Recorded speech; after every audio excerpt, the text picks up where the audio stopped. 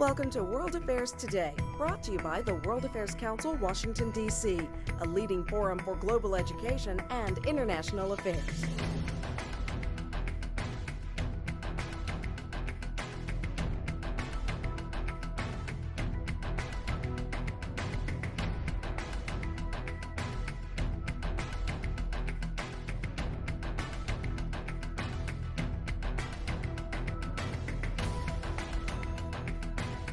Good evening, and welcome to the World Affairs Council author series discussion. Tonight we welcome Christian Caryl, a veteran journalist and current editor of Foreign Policy magazine, who joins us to discuss his new book, Strange Rebels, 1979 and the Birth of the 21st Century. In his book, he argues that few moments in history have seen as many seismic transformations as 1979, and that rather than being a random set of events, they are connected by the resurgence of two aspects of human life, religion and free market economies, whose profound power many observers had come to underestimate. In 1979 was the year Deng Xiaoping initiated the reforms that would spur the Chinese economy, the year that the Soviet Union invaded Afghanistan after its communist allies faced resistance from local freedom fighters, the year Pope John Paul II made his momentous trip to Poland, the year Margaret Thatcher became Prime Minister of Great Britain, and the year the Iranian revolutionaries overthrew the Shah. The religious and economic forces emerging in 1979 set the stage for the political, religious, and economic realities that define the 21st century, argues our guest. Since graduation from Yale in 1984, Mr. Caryl has spent most of his time abroad, reporting for Newsweek and the New Republic and others, serving in Moscow as the bureau chief for U.S. News and World Report, and in Tokyo for Newsweek. He is a senior fellow at the Center for International Studies at MIT and was the winner of the Overseas Press Club Award in 2011. After his remarks, Mr. Caryl will take questions, and please address them from the microphone over on the side of the room there. So please join me in welcoming Mr. Christian Caryl. Okay.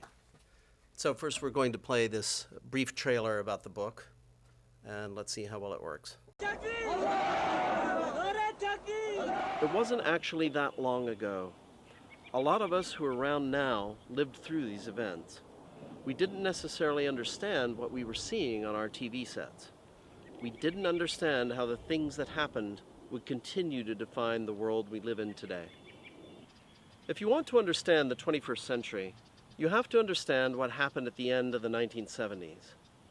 Our world is defined by the failure of communism, by the rise of market economics, and by the power of politicized religion. 1979 was the moment when all of these ingredients came together. 1979 was the year that the Iranian Revolution toppled the Shah and brought forth a new Islamic republic led by Ayatollah Khomeini. The Soviet Union launched its invasion of Afghanistan in order to shore up the government there against a revolt by Islamic holy warriors. John Paul II visited Poland for the first time as Pope. His visit triggered a campaign of nonviolent resistance that ultimately helped to bring down communism in Eastern Europe. Margaret Thatcher was elected British Prime Minister, ushering in a new era of conservative politics and free market economics. 1979 was also the year that Chinese leader Deng Xiaoping launched the economic reforms that brought his people out of the Maoist dark ages and returned his country to superpower status. The building behind me is the old Iranian embassy here in Washington, D.C. It's been deserted ever since Washington and Tehran broke off diplomatic ties after the Iranian Revolution and the Iran hostage crisis. Remember Argo? That was 30 years ago.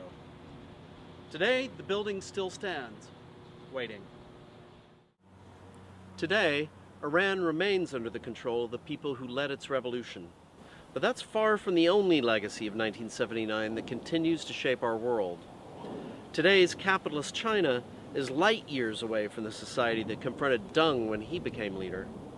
The Muslim world is still contending with the effects of the war in Afghanistan and the brand of political Islam that it spawned.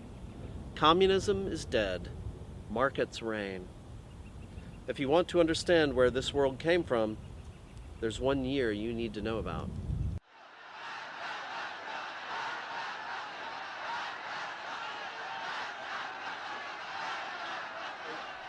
Thank you very much for coming to chat with me today. I really, really appreciate all of you making the effort. It's a very, very hot, unpleasant day.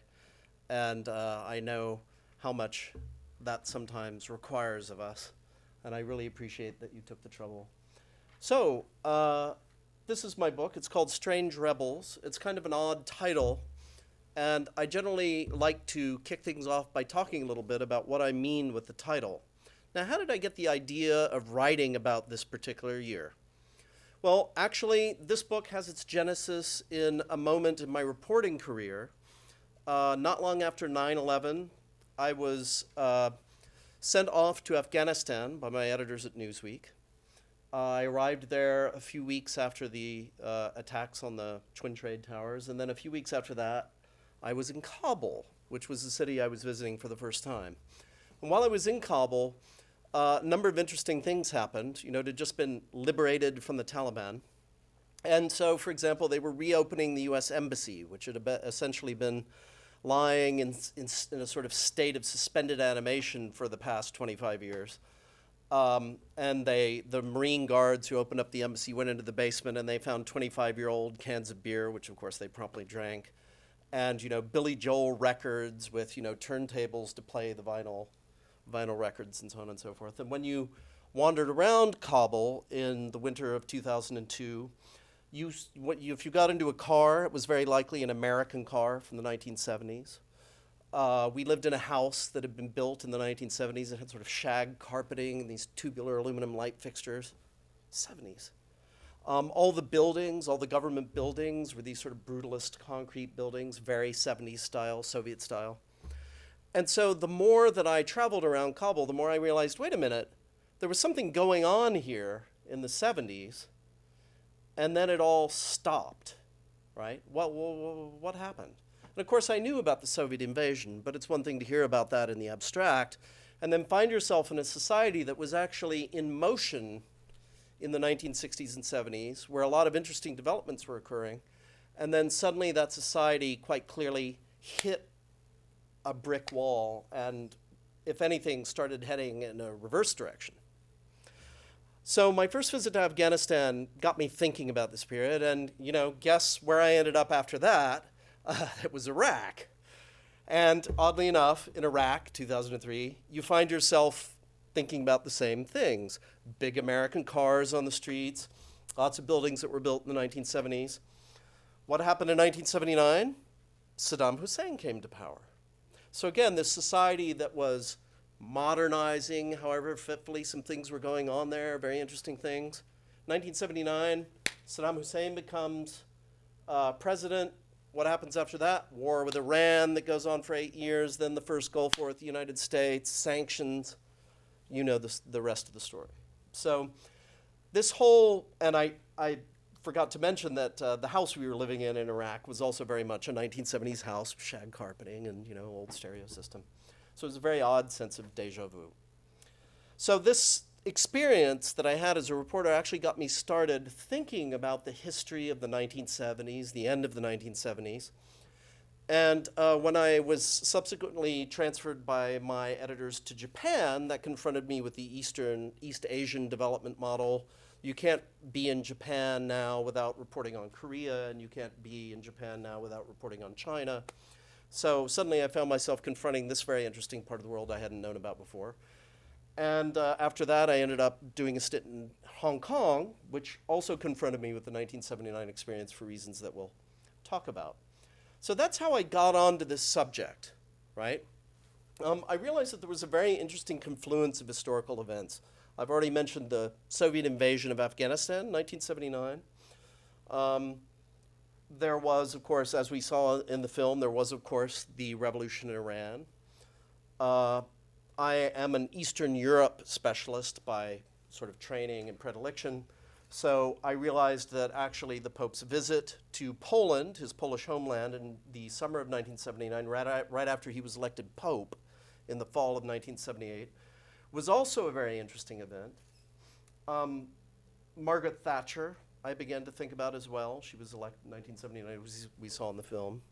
The start of Chinese economic reform, which in many ways is the biggest of all the stories, perhaps if you don't include the Islamic Revolution in Iran. Now back to the title, why are these stories of strange rebels? Why did I pick that as my title? Well, first of all, I think we have to acknowledge that the four people that you see on the cover of the book are all big characters, okay? These are not your usual political figures. They are transformative protagonists. You can hate them, you can love them. I don't think I have a lot of affection for Ayatollah Khomeini, to be honest, but you cannot deny that he was an unbelievably transformative leader, right? He transformed not only his own country, but the world in quite dramatic fashion.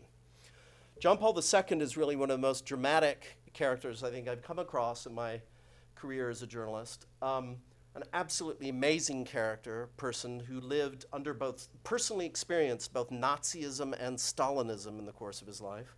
He had 2 doctoral degrees, one in theology, one in philosophy. He spoke, nobody really knows how many languages. An amazing guy, you know, he might have been an avant-garde actor if he hadn't decided to become a priest instead. And he really was an extraordinarily charismatic and intelligent man. Deng Xiaoping, of course, also an absolutely gripping character. He was purged 3 times in the course of his life as a senior official of the Communist Party. He was about this tall. He's often described as a fire plug. He was 4'10", I think. But evidently, that didn't prevent him from becoming one of the 20th century's most epic survivors. The guy had mastered the art of political and personal survival. And managed to take the aircraft carrier that is China, you know, think of what an absolutely gargantuan country that is, and managed to shift the course of it, at first rather imperceptibly, and then with time ever more tangibly, toward a completely different model of social political organization. Little tiny man. And then, of course, Margaret Thatcher. I mean, with her recent demise, sadly, we have seen, once again, what an amazingly powerful and also divisive figure she has been in the history of her own country. I make the argument in my book that she was actually a figure of very, very significant global proportions.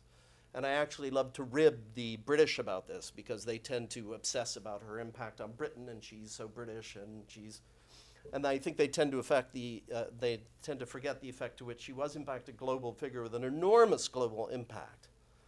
Some Brits, you know, have written reviews of my book, you know, and there's always this sort of tone, you know, how can an American write about Margaret Thatcher? Really, I mean, it's really not done, you know, which I greatly enjoy, actually.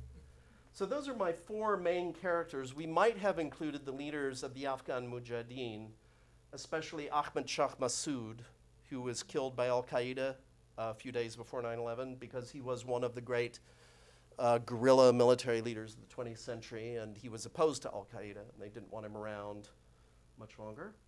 Or perhaps also another very, in my estimation, deeply negative figure, Gulbuddin Hekmatyar, who was one of the leaders of the Afghan holy warriors at that moment and remains to this day a very important ally of the Taliban and a very impassioned enemy of the United States, although we helped him for a long time against the Soviets.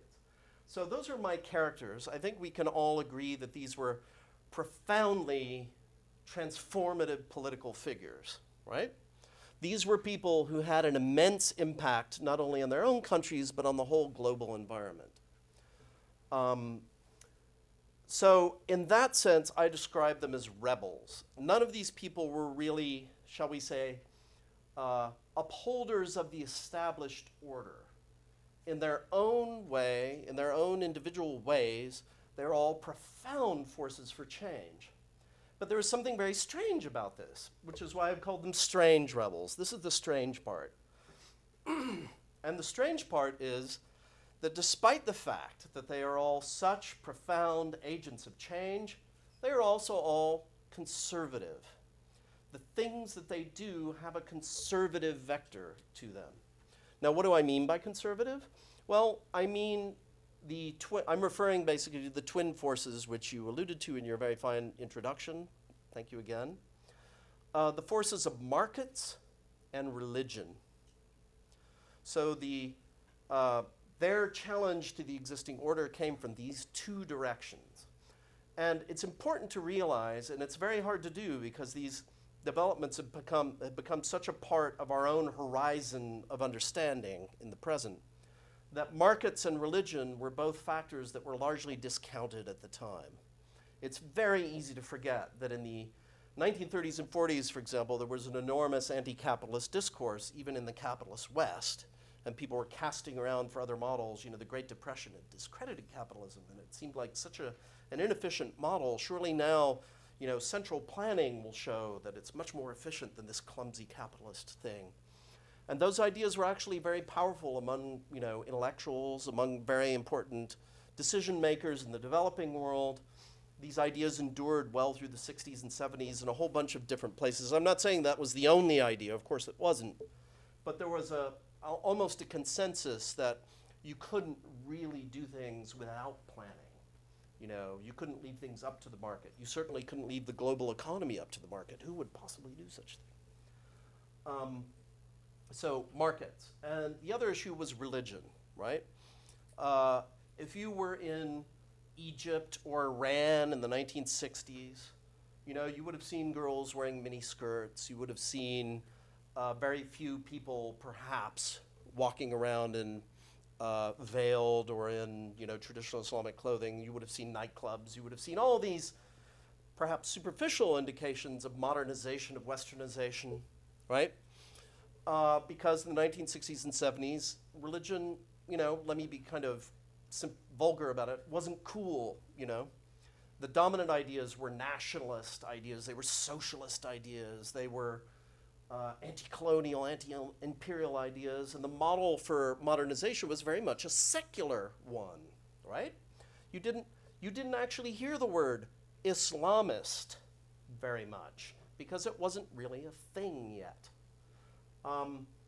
So the strangeness of my heroes is that they are actors who are wedded to these forces that were regarded as quite conservative at the time, even as backward, right? And in fact, I make a very salient distinction in my book between mere conservatives, who, you know, are the people who want to restore an old status quo, and counter-revolutionaries. And my definition of a counter-revolutionary is a conservative who's actually learned from the revolution. So as disparate as these heroes are, I make the case, and this is perhaps where I get into trouble because it is a somewhat provocative thesis, and this is where I go beyond the job of simply reporting this story of what happened in 1979.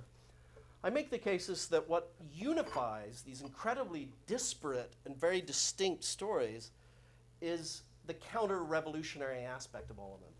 All of my heroes are reacting to the great progressive secular visions of modernization of the 20th century. Let's take out the word secular for the moment. Progressive visions of modernization.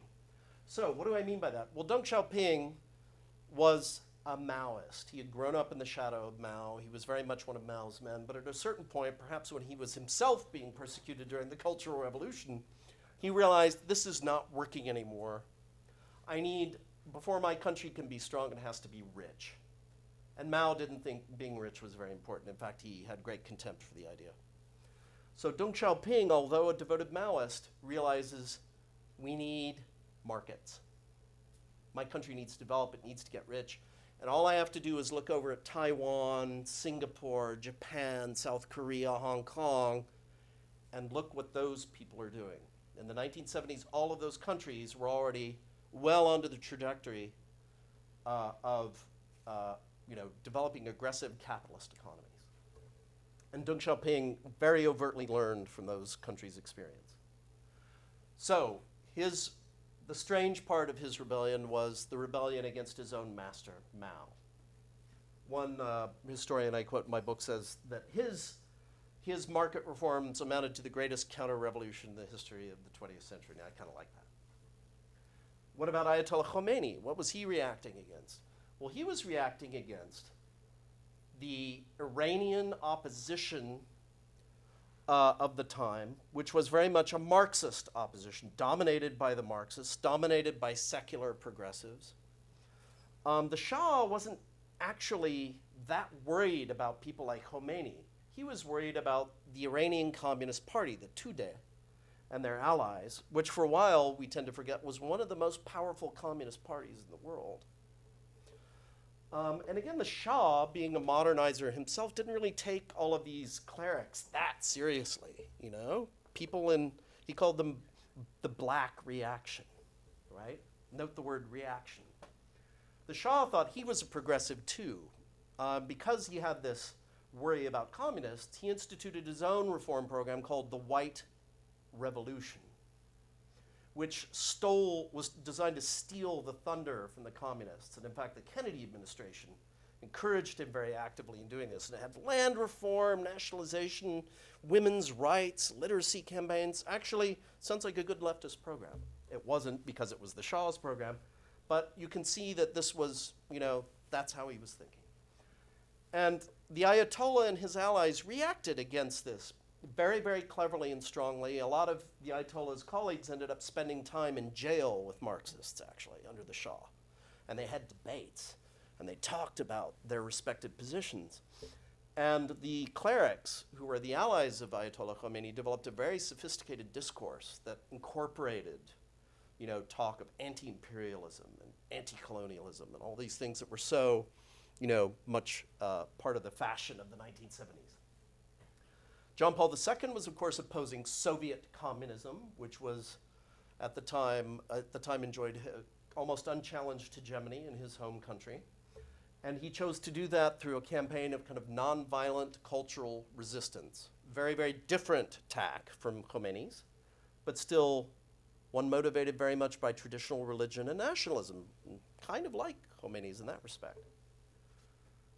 Although it's important to note the Pope placed at the center of his whole program the idea of human rights, which was not really a category for the Ayatollah. He had a different set of values, of course.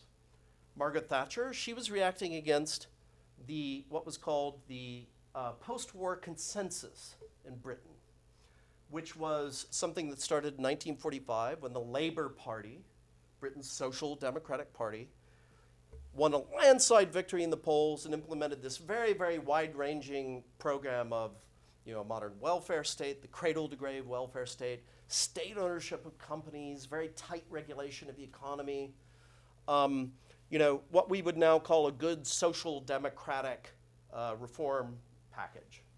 And that package, not least because conservatives, the Conservative Party in Britain signed on to it as well, that package endured until Margaret Thatcher came along in most of its fundamentals. And in Afghanistan, the holy warriors were, like the Pope, directly resisting the forces of Soviet communism and their local proxies, the Afghan communist parties, which, by the way, dominated Afghan politics all through the 70s. The Islamists, where were they? Who were they? Hardly visible. They tried to stage a teeny-weeny coup at one point, and the dictator at the time, Mohammed Daoud Khan, just swept them aside. They weren't important. He also was worried about the communists. They were the force. And the Mujahideen in Afghanistan, like Ayatollah Khomeini and his folks, learned a great deal from the communists. They learned how to organize political parties.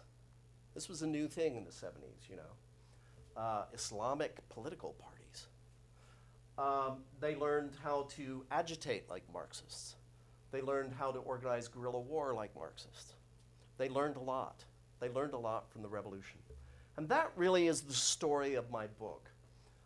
If you'd like, you can read the book as the story of a very dramatic moment in our recent history, as a story of these amazing personalities. I do hope that I give them their due. But if you'd like, you can also engage with my larger argument about the nature of reaction, counter-revolution, conservative backlash. Because I would make the argument that we live in a world today which was shaped by these people, okay? Before 1979, as I already mentioned, you didn't talk about Islamism or political Islam. That would have made no sense. You know, there were a few people who knew about, you know, the Muslim Brotherhood in Egypt, which had already existed for many decades, but not many people outside of Egypt knew what that was or why it was important, right? The word privatization is another word that really wasn't used much before this year. Thatcher actually didn't like the word. She preferred denationalization, which to my ear sounds pretty horrible. But the fact that she didn't like the word privatization shows you what a taboo breaker it was, right? She didn't like it because it sounded a little too direct for a lot of people's comfort. So the world that we live in today, our world of global markets, a world without communism, a world where far left ideas have really lost a lot of their credibility and appeal, a world with a capitalist China, something that would have been incomprehensible in 1978, in many respects in 1979 itself, a world in which politicized religion plays this enormous role. I think this is a world that would have been utterly unthinkable without the events that I describe in this book. So that's really the story that I'm trying to convey, and I hope I've explained it to your satisfaction.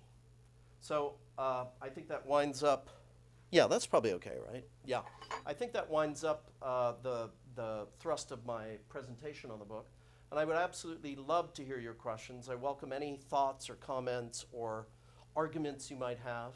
In 1979, when Shah was in power, a barrel of oil was selling at $40 a barrel. Yes.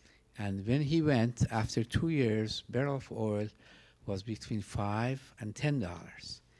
And everybody knows that biggest export of Soviet Union at that time was oil. They sold 28 million barrels a day every day. So the Iranian Revolution cut their income to fourth, and they could not go on anymore to spend because they didn't have money, and they went bankrupt. And of course, there were other factors in there, and the biggest one, I think, it was the economical situation in Soviet Union, because they couldn't fund all of their programs because they didn't have income because of oil prices going to $10 instead of 40. So I want to know what your your instinct is about this, and what do you think? That is a fantastic question. Thank you very much for that. Okay. The oil factor is huge. Actually, one of the most interesting responses I got to this book, I think, was from one of my friends in Moscow when we were sitting around having drinks, and I was telling him about my book. And he said, yes, you know, the end of the 70s, it's a very important moment for the Soviet Union, too. I said, oh, really? Why is that? And he said, well, you know, there was that moment when oil prices peaked because of all the energy crises, the various things that have been going on. And that's when we sat on the needle, which is a Russian expression. To sit on the needle means to start taking heroin, you know, to get addicted to something. So that's when we got addicted. And he said the problem with that was, precisely because the Soviet Union was the world's leading oil producer, far surpassing even Saudi Arabia at that time, they didn't have to do their economic homework, right? This is the problem that affects many resource curse-plagued countries, that they could just keep pumping the oil, and that would pay their bills and earn them foreign exchange, and they didn't have to do painful reforms, even though the Soviet leadership understood perfectly well that their economic system was not working very effectively. China, by contrast, did not have that wealth of natural resources, at least to the extent that they could rely on it. And so they had to change something. And it's actually quite fascinating. The whole Soviet-Chinese parallel is one of the most fascinating aspects of this period in 20th century history. Because in 1979, the Soviets propose a very modest economic reform program, and then Brezhnev says, I don't know, it's a little much. I don't think we really need to do that. And at the same moment, Deng Xiaoping, who by this point is actually quite a few years older than Brezhnev, says, you know what? No, we got to change something very, very fundamental. And he does two things. He allows for the creation of special economic zones, these special investment zones to lure in outside investors, take advantage of low Chinese labor costs. That's one, special economic zones. And he also allows family farming, which is a return to the old way of farming in China. Mao, of course, had put everyone into these communes that were unbelievably inefficient, didn't produce anything. So those were two things that Deng Xiaoping did already in 1979. And this is exactly the kind of thing the Soviets shied away from doing. They never reformed their agricultural system. They never really got around to doing it. They tinkered with that in the 60s, but never got around to doing it. And so their economy continued sort of stumbling along. Whenever oil prices went down, as you mentioned, they had severe problems, but they couldn't, again, muster the political will to get out of those problems. In my book, I describe how one of the special economic zones already in 1979 was located in a place called Shenzhen, which you've probably heard of, right opposite Hong Kong, right on the border with Hong Kong. And I have a wonderful story in the book that I found from someone who was an American investor at the time. The Chinese took him there to see this place in May 1979. It's fantastic stuff. And they go there, the Chinese bring them there, and they see sort of water buffaloes and rice paddies and duck ponds. And the Americans say, wait a minute, what is this you're showing us? And the Chinese say, oh, this is going to be an investment zone for foreign investors, the Baoan Foreign Trade Base. And you're going to be able to come in here and make stuff, and we're going to put hotels over there and chemical factories over there. And the Americans basically say, what is wrong with these people? It's a bunch of water buffaloes. Well, that spot they were at is now the main train station of Shenzhen, which has a population of 12 million people, and your iPad was made there, right? And that started in 1979. What started in the Soviet Union in 1979? Well, of course, the war in Afghanistan, right? And as we can now see, that was really not the development they should have been pursuing at the time. I have a question regarding, I guess, present-day China in light of your analysis. If the sort of counter-Mao movement started with Deng back in '79, how come, now more than almost 35 years later, why has kind of just still the legacy and the character of Mao and communism still, and single party state still remains such a large part of everyday Chinese life and society, even if I think China has all but abandoned Maoism and communism? Excellent question. I like that question a lot. Well, again, I would argue that exactly that issue is very deeply rooted in this moment in recent history. Because one of the things Deng Xiaoping did was one of the most important actions that he took was a very, very strategic decision not to stir up the ghosts of the past. One of the most fascinating aspects of Deng's biography is that he was a member of the Chinese delegation at the 1956 speech, the 1956 meeting of the Soviet Communist Party. At that point, the Soviet Union and China were still good friends. And he was actually present when Nikita Khrushchev held his famous secret speech. He wasn't in the hall, but he was in Moscow. And Khrushchev gave this speech in which he talked about the crimes of Stalin. The Polish party chief had a heart attack and died. That's how much of a shock it was. It was sort of like having the Pope announce that Christ wasn't really divine. Actually, Christ made some mistakes, That's what it was like. And the communist world never really quite recovered from that. So Deng Xiaoping saw firsthand what political liberalization could do to a communist party. And he drew corresponding conclusions.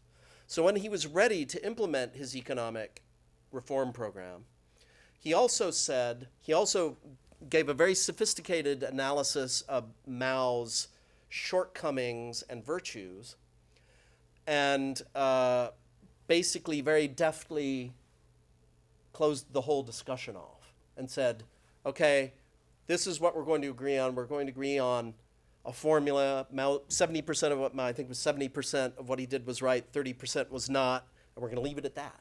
We're not going to talk about this. We're going to bury the whole thing. And that pact has basically held until today, okay? So it all goes back to that strategic decision that he made. Everyone who has been the leader of China since then has stood in Deng's shadow and has ascribed to that bargain. And whenever leaders like Hu Yaobang have tried to, who is the liberalizing, China's Gorbachev, you might say, tried to edge away from that deal, it did not end well. Okay? The other interesting aspect of this is that the Chinese Communist Party, unlike the Russians, determined at a very early point to learn from past experiences and from the experiences of other countries. So, for example, the Communist Party of China has had an extremely sophisticated program where they have studied the collapse of single-party regimes in other countries. And they've studied actually Mexico and Indonesia and the Soviet Union. One of the examples that they're most obsessed with, actually, is Poland. Very interestingly, because they took very, very precise note of the experience of the Poles with Solidarity, the trade union, the independent trade union that came about a year after John Paul's visit. And I argue that his visit was, in fact, a kind of precondition for that whole Solidarity revolt that took place in Poland, nonviolent revolt that took place in Poland in 1980. What happens then? Well, you have the working class organizing itself without the leadership of the Communist Party and saying, hi, we're the working class, and we don't give a damn about Marxism, and we think the Communist Party is totally wrong. Needless to say, that kind of delegitimizes the whole idea. And the Chinese communists have remembered that and remember it vividly today. It is still frequently cited in their internal party studies about the survivability of party rule. And that influences how they treat independent labor unions and workers' protests and all sorts of things like that, which they handle actually with a great deal of cunning and sophistication. They don't just come down with a hammer. They do very, very sophisticated things because they really studied it and thought about it in great depth. And again, all of that comes, I think, from this particular moment. They've shown an amazing capacity to study and learn from the experiences of other countries in a way that other authoritarian countries have not. Iran being an interesting example because, of course, Iran has such a specific model. I may be wrong, but I don't see any evidence that the mullahs have studied, the Arab Spring with this same kind of intensity and depth. Maybe that's not true. Maybe we just don't know. But certainly a lot of their public utterances don't suggest that. So I would say that would be my response to your question. How has Mao's reputation survived? Well, first, they made a pact not to get into that incredibly divisive issue. And second, they understand on a practical level very well why it could cause problems for them to question his legacy. Most of us here have at least passing knowledge of the Iranian hostage crisis and the U.S. response to that. But could you please refresh our memory in 2 or 3 things that the U.S. did or didn't do in terms of the other things you talk about that set it in motion and allowed it to happen and affected what we have today? The hostage crisis. Besides the hostage crisis, what did the U.S. do or not do back then which facilitated what we have today and the things that you talk about? Okay. Well, that's also a very interesting question. Well, first of all, the outbreak of the Iranian Revolution, if you look at American policy in the 20th century, it certainly has to represent one of our biggest intelligence failures. We really did not see it coming. There were these famous cables from the CIA. I'm sure you'll remember some of them, where I don't know, well into the fall of 1978, the CIA station chief was cabling back to Washington. Everything is fine here. The Shah is stable. Everything's great. We were completely blindsided by the revolution. And I think that's probably because, and this should be a lesson for us today, I'm not sure we've learned it, I think that's because American diplomats and intelligence operatives were talking mainly with the people who were the most like us. They were talking to westernized elites in Iran. And there were a lot of them, right? There were a lot of Iranians who had studied in the West, who had studied in other countries, who were very secular in their orientation, There were a lot of those people to talk to. But I think, like the Shah, we also did not understand the power of the Shiite clergy, that it still held over people's hearts and minds. We didn't understand the extent to which it had organized politically. We still had a real fear of the revival, again, the Cold War, right? We had a real fear of the revival of communism. The Shah was our very, very good friend.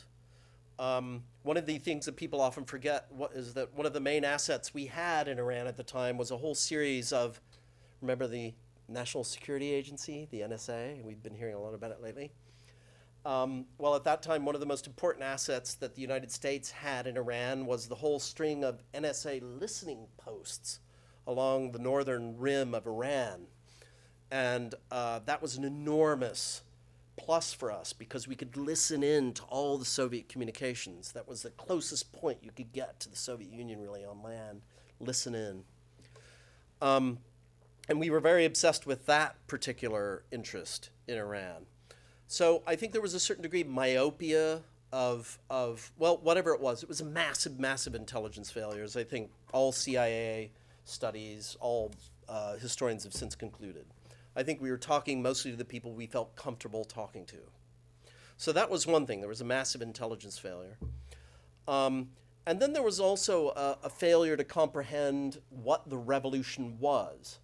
You know, the U.S. ambassador to Iran at that time, at one point he compares Khomeini to Gandhi. Right? I mean, to us, this seems kind of ridiculous, right? But that shows you how unusual this notion of a religious revolution was at the time. Well, gosh, what are some other religious leaders who have organized, you know, kind of anti-colonial revolutions? Well, I guess Gandhi, sure, Mahatma Gandhi. I mean, that was all they could come up with. So you can also see that there's kind of a, Carter, one of my favorite quotes actually is Carter said, Khomeini, who's he? He's just a crazy guy. That was the best Carter could come up with as an analysis for what was happening with the Islamic Revolution. So you can see that there's not only an intelligence failure, but also a kind of conceptual failure. Just people had not really encountered this phenomenon before. We didn't even understand how to categorize it. And it becomes almost tragicomic because the Soviets think that Khomeini and the religious revolutionaries are a progressive force who are very pro-Soviet. And we're thinking, oh my God, you know, these mullahs are just a mask for the communists. There were a lot of people who actually thought that way. So neither side in the Cold War could really categorize this thing, get their minds around it, right? And the Soviets were completely astonished when Khomeini told them to, you know, sod off. And we also tried to make deals with the more, what would we call Bazargan and those people, the more liberal elements, the more moderate elements of Khomeini's revolution, without really understanding what he was and what the people immediately around him were. And then the third thing, of course, is a more mundane, very simple thing, which was we let the Shah in.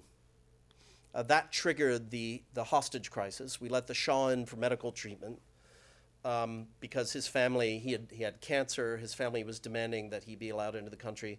Henry Kissinger was a very good friend of the Shah's and lobbied Carter. A lot of the Shah's influential friends lobbied the government and had him enter the country. And they really just didn't foresee what kind of incredible agitation that would cause within Iran, what an incredible propaganda opportunity it would give Khomeini and the radicals, which they then exploited to great effect. So I feel I've probably gone a little too long on that one. But I would say those are the three things that come to my mind as, you know, our failures that helped the Islamic Revolution to become as radical as it did become and to establish itself and survive to the present day. If you were to include another leader from either Africa or South America on the cover of your book, who would it be? Since we were talking about Americans like to write about themselves, but Yes. we're trying to be Africa more or global. Latin America? Yeah, either of those or both. Yeah, it's a tough one. I've had people bring that up. There is not really much Latin America in the book. Mm-hmm. And I don't think there's any Africa outside of maybe a bit of Egypt. That's a toughie. That's a real tough question. Yeah, you really got me there. Well done. Well played. I mean, Ortega, one story I did not tell in this book was the Nicaraguan Revolution, which was a big part of the 1979 story for the United States. Marxist revolution in Central America, right? After the revolution in Cuba, one of the biggest headaches for the United States in the Cold War in Latin America. So that would probably be a candidate. It might almost be something about liberation theology, which is, something we don't think about much nowadays, but kind of the Marxist socialist interpretation of Catholicism, which became very widespread in Latin America, especially during this period. John Paul II's first trip as Pope was actually to Mexico and I think the Dominican Republic.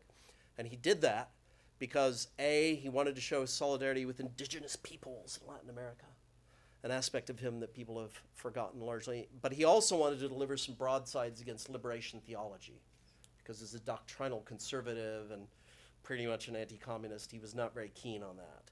So he had this epic battle with liberation theology. And I would argue, actually, that Iran, again, is a very interesting parallel, because at the same time the Pope is trying to deal with this sort of socialist, activist, justice-oriented strain of thinking within the Catholic Church, the Iranian Islamic revolutionaries are kind of developing a very similar ideology based on social justice and religion. There was this guy, Ali Shariati, who I find a very interesting character, who basically one-to-one fused Marxism and Shiism, just like this, clunk. And it's a very interesting parallel to what was going on with liberation theology. So actually, some of the major theoreticians of liberation theology might be in this category. But Africa at this point, it's still so, and Latin America to some extent, it's still so in the grip of the Cold War. There are almost no leaders in the developing world. Well, in Asia there were some, but in those parts of the world there were almost no leaders who could kind of escape that paradigm, right?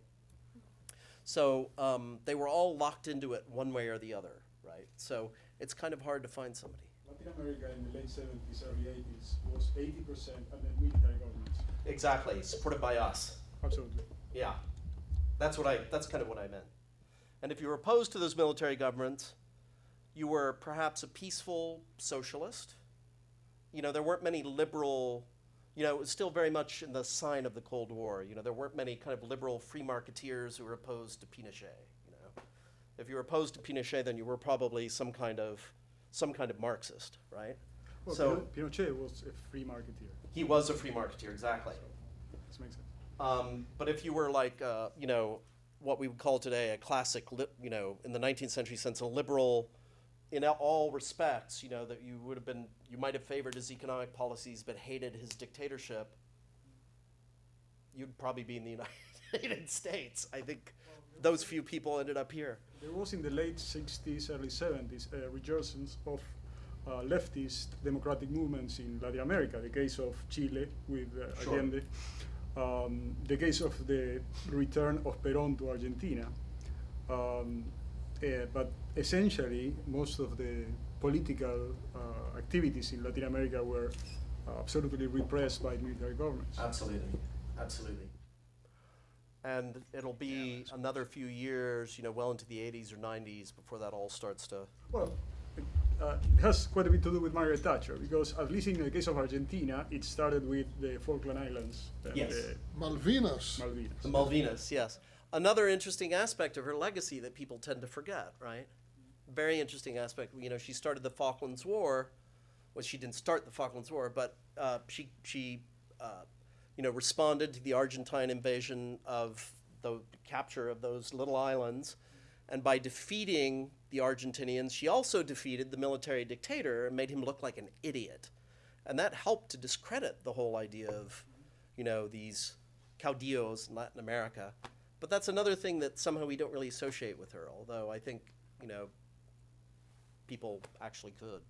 But that's a great point. Excellent question. Okay, I'm interested in your thoughts during the Iranian Revolution of '79, what the Sunni countries within the Middle East thought of during the revolution, Because one of the big surprises I get, and it doesn't really get covered much here in the U.S., is how much the Shia-Sunni divide is when you go into the Middle East and you start going to Saudi Arabia and Egypt and Qatar, and what those countries think of Iran, and how much of an enemy they look of Iran because of that Shia-Sunni divide. And you've been to Iraq, so you know what that divide is about too. Yeah. So I'm just wondering if you can just elaborate on some of that. An extremely pertinent question. The people who know the region talk a lot about Sunni-Shia competition in this period. Because when the Islamic Revolution happened in Iran, it was an enormously big deal for the whole Islamic world, right? And there were a lot of Sunnis who were almost embarrassed by it. They're like, wait a second, these people were supposed to be those underdeveloped Shiites, you know, and they have an Islamic state before we do. And one of the stories that I do mention at some length in my book, even though it's not one of the 5 stories, is the story of the seizure of the Grand Mosque in Mecca in November 1979. And this was a massive, hugely important event when a bunch of sort of proto-Al-Qaeda types, very, very radical Islamists, took over the mosque in Mecca during the pilgrimage, held a bunch of people hostage, and derided the Saudi monarchy for its corruption and its westernness. And bin Laden, you know, later looked upon some of these people as predecessors, although they were so crazy that he couldn't really completely adopt them, but they certainly inspired him and a lot of similarly minded people. They were definitely ahead of their time. And one reason why I didn't go into that story in more depth is because my friend Yaroslav Trofimov at the Wall Street, who is at the Wall Street Journal, wrote an absolutely fantastic book on the seizure of the Grand Mosque at Mecca, which is, among other things, a triumph of reporting, because trying to report on things in Saudi Arabia is like reporting in the Soviet Union at its absolute most repressive moment, right? So it's a fantastic book. And it also addresses this issue of Sunni-Shia rivalry, because there is some speculation, we can't really prove it, but there does seem to have been an element of that in the mix. Because these guys, among other things, 1979, as you get towards the end of it, in the Islamic calendar is the year 1400, which has apocalyptic significance. A lot of Muslims thought that was the year that history was going to end and the Mahdi, you know, the Muslim Messiah, was going to return to earth and start things over. And this was it had a great influence on events among the faithful in Iran. They saw Khomeini as maybe, he never said he was the Mahdi, but he liked to have people think it sometimes. And one of these guys who took over the mosque in Saudi Arabia was held up as the Mahdi, as the Messiah. I mean, these were pretty crazy people. And there's a lot of speculation among the experts as to, you know, were these guys, the Iranian Revolution was well underway by that time, were they partly responding to the revolution in Iran by doing this thing, like trying to get the initiative back for the Sunnis? And the whole ferment in the Muslim world that happened as a result of the Iranian Revolution is really hard to underestimate. I mean, overestimate, actually. It was immense. And so certainly the whole ummah, you know, was roiled by this. And I think, you know, when you look at the history of the Lebanese Civil War and everything that happened right after 1979, I think it's hard to escape the sense that this is really this is the moment when the present Sunni-Shia divide, which is so much a part of global politics today, starts to open up again. I was just wondering if you think that in the near future we'll have like another set of strange rebels that will drastically shape our future and the way that those leaders have, based on current events now. Yeah, very nice. Well, what I do think is that, you know, there's some evidence or suggestion that things run in cycles sometimes, maybe not all the time. And we are now as far away from this moment as this moment was from the end of the Second World War, roughly speaking. You know, we're about a generation away from this moment. And the whole financial crisis, the global financial crisis, has been an interesting thing to watch while I was writing this book, because you have the sense that the kind of free market orthodoxy, what the opponents would call, neoliberal orthodoxy, that Thatcher represents, maybe isn't quite as strong as it was back in the 1980s. Even the International Monetary Fund, which used to be the bunch of folks pushing for the Washington Consensus, this very specific platform of free market reforms, they've now kind of backed off of that and moderated it and reformed it, and nobody really kind of takes the Washington Consensus that seriously anymore. It was a little bit too radical, right? The things that we've seen happening in the Arab Spring, Libyans did not vote an Islamist government into power. They had a very free vote, and they did not vote for that. Tunisians did not vote for that. A lot of them voted for the Islamist Party, but they did not bring an Islamic government into power. We've seen a big reaction in Egypt, of all places, to kind of a one-sided Islamist government. Is that good? Is that bad? Well, I think it's complicated. But it is interesting that we do not see the kind of undiluted enthusiasm for an Islamic state that we saw in Iran. Well, it wasn't even undiluted there, was it? But we don't see that same kind of revolutionary zeal and excitement, even in places where you would now expect to see it. And I think that's partly because the experience with Islamic government in Iran and the experience with Islamic government in Afghanistan have really not been that attractive. How many people really want to be ruled by the Taliban, So I think in some respects, this cycle, there's some evidence to suggest that this cycle is ending. But at the same time, I don't really see a new cycle with people of this stature. Maybe we live in a more technocratic age, an age where we've lost our faith in grand revolutionary projects. It's just hard to imagine, people of this kind of fervor and transformative capacity. We live in a kind of I almost hate saying this, but almost a kind of a more technocratic age. No drama Obama. That's the age we live in. I think hate him, love him. I think he's very much a person of this moment. This was an age of drama, right? And in many ways, it was an anti-revolutionary age, but the anti-revolutionaries were also very revolutionary in their fervor. That's the paradox of it, the strangeness of it. So I wonder about that. You see, I'm not giving you a straight answer because I'm not really sure what the answer is. But it's a very pertinent question. Thank you. Thanks. Well, listen, I'm very, very grateful to all of you for coming. Thank you so much, and I hope you can get home without being completely blasted by the heat. Thank you.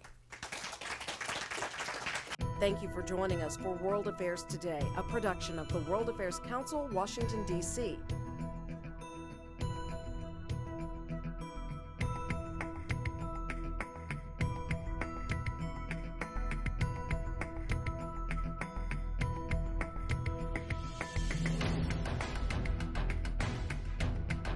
Stay connected with us at www.worldaffairstoday.org.